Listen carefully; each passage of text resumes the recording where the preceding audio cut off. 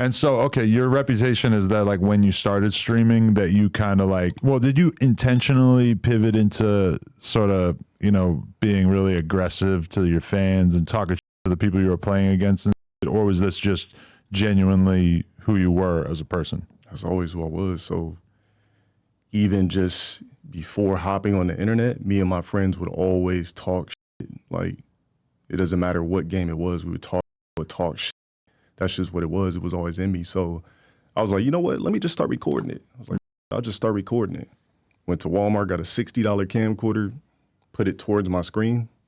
That's how I started. So you weren't watching any other streamers at this time, or were you?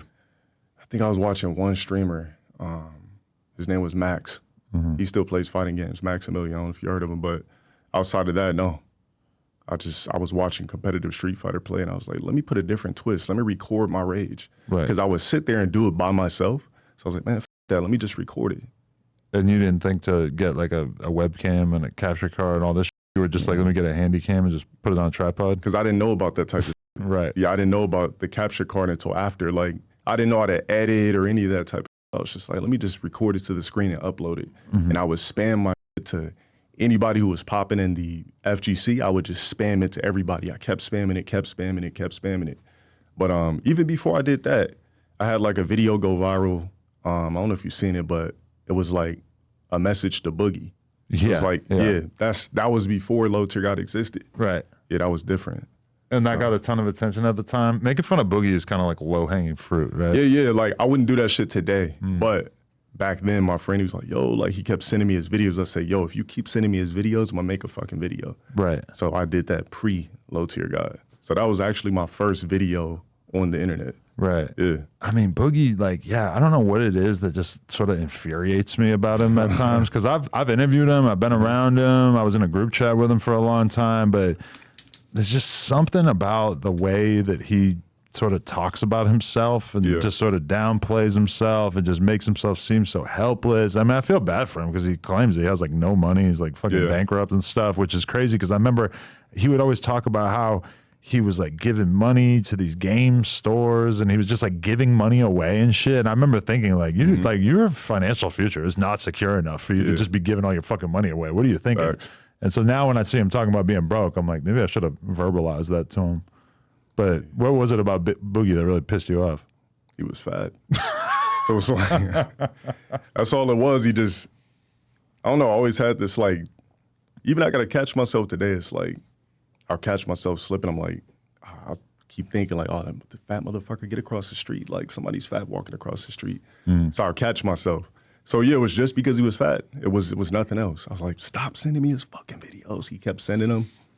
So I was just like, you know what? Let me just write some shit and record it. I mean, there is something that it's not considered polite to talk about or anything, but there is something where when you see somebody who is like nearly immobile because they've allowed themselves to become so fat that it's like you have to basically be lying to yourself to not acknowledge how just sickening that is and how you as a person who manages to stay in relatively good shape, you just kind of look at him and you're like, what the fuck are you doing, bro? Like, how did you do this to yourself? Yeah, how did it get there? So, yeah, I mean, I watch my 600-pound life with my audience sometimes. Right. And we'll just be sitting there watching them eat like 5-6 pizzas. And I'm like, how the fuck did it get there? So I'm like narrating 600-pound life.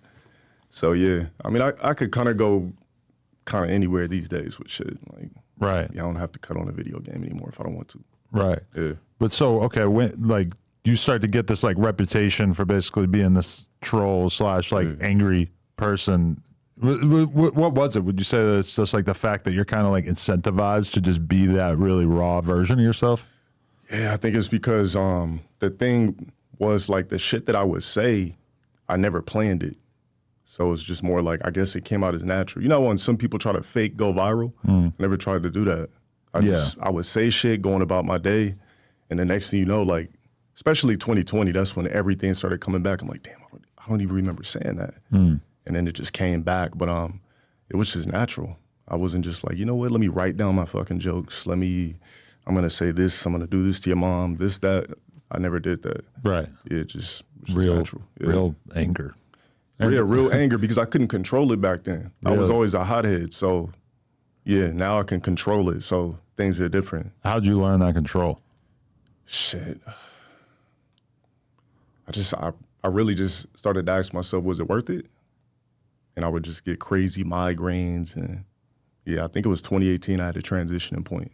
Before then, I was like, you know, slamming my head in the steering wheels. You know, this is shit I don't tell anybody, but yeah, I was a hothead. It's like anger in general. Yeah, just a rage, just rage. You ever do like therapy or anything to try to work on this? Nah, because I don't believe in therapy. Really? Yeah, I don't believe in therapy. I mean, therapy is really just like talking to somebody else about your problems and what you have going on. And it's nice to have somebody who's like an impartial third party.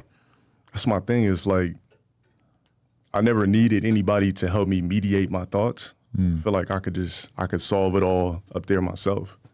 So I was taking walks through deserts, fucking self-talk, self-therapy is what I like to call it. Yeah, but therapy, nah.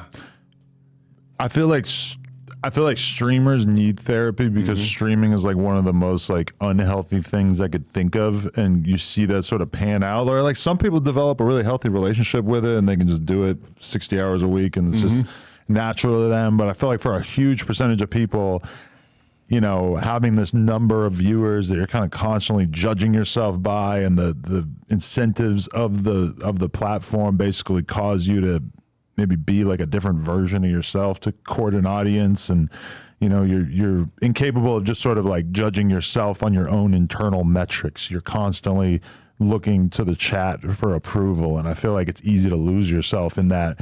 And I think that therapy, if anything, is really focused on sort of being able to free yourself of that, I guess.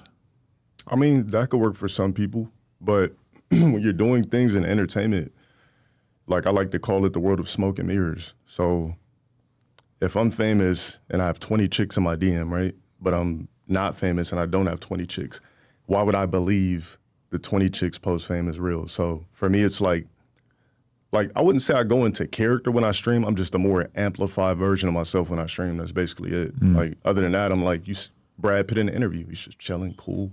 But then you see Natural Born Killers, it's night and day. Right. It's like, I wouldn't say it's a form of acting, but then again, you are playing somewhat of a character in a sense. You got to entertain.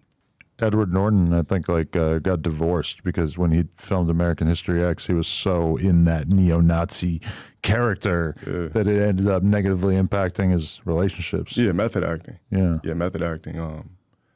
I mean, I feel like what's important for streamers too, I would say acting classes. Yeah.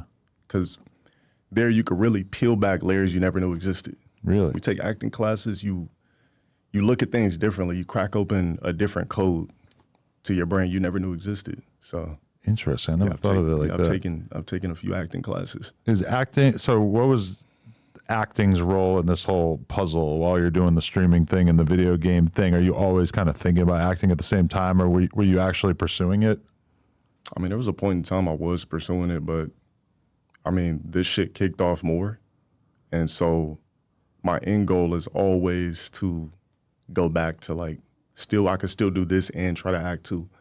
I just have like heightens of myself that if I don't achieve, I'm just gonna feel like a fucking failure. So acting is like, it's something I really wanna fucking do. But the streaming shit is just, it's just popping. Streaming is like you, whereas acting is like the least you thing possible. It's just you difficult. Pretending to be somebody else for a period of time. It's the most difficult, I think it's the most difficult art form, period. As far as entertainment goes, it's extremely difficult. Do you think you're naturally talented at it? No. Really? I realized that with the classes. Like, didn't know how to read a script, didn't know what this word, as far as like how to present yourself, certain eye contact, it's difficult. I wouldn't say I'm a natural at anything though, so, but definitely not at acting, I'm not a natural. Even though some people might think I would be, but no. So you weren't a natural at the fighting games either? I mean, I was playing that shit since I was like a kid, but I wasn't natural on that type of level. Right. It was just... At a certain point, it's just obvious, oh, there's a bunch of other guys who are way fucking better than me. I'm never going to be better than them. Yeah, exactly. And like I said, I never got into it to be the best. I got into it to entertain. I said, how the fuck do I get on those guys' levels without winning shit? So I was able to do that. Yeah. And then you started looking at the overall media landscape, and you're like, oh, well, how do I do that instead? Yeah, so I started covering a bunch of different shit. Like, the whole Will Smith, Jada thing back in 2020, a bunch of stuff. I just started gearing off into media because it's more enjoyable for me than just gaming. Like, just gaming is boring.